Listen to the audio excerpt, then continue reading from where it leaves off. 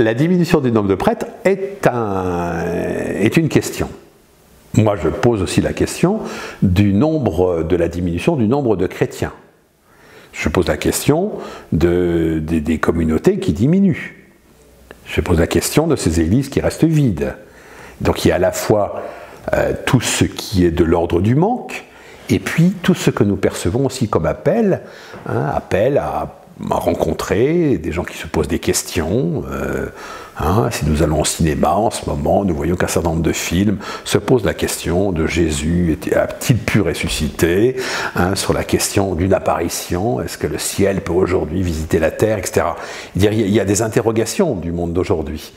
Toutes les questions aussi, même sur la bioéthique, sur qui est l'homme, etc., nous poser des questions. Et ce n'est pas uniquement le manque de prêtres, c'est un des éléments, un manque qui quelque part aussi peut être considéré comme un appel, parce que ce n'est pas parce qu'il y a manque de prêtres que nous restructurons et que nous réformons et nous donnons de nouvelles orientations, mais parce qu'il y a un appel tout particulier depuis Vatican II, et également par ce que nous dit notre pape, au titre de notre baptême, peuple de prêtres, de prophètes et de rois, il faut que se lève un peuple qui prenne en charge la mission de l'Église.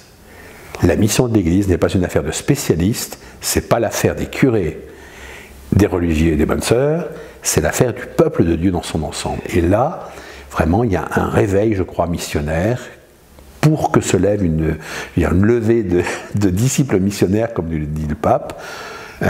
C'est cela qui doit être, c'est cela qui est la raison première de ces nouvelles orientations.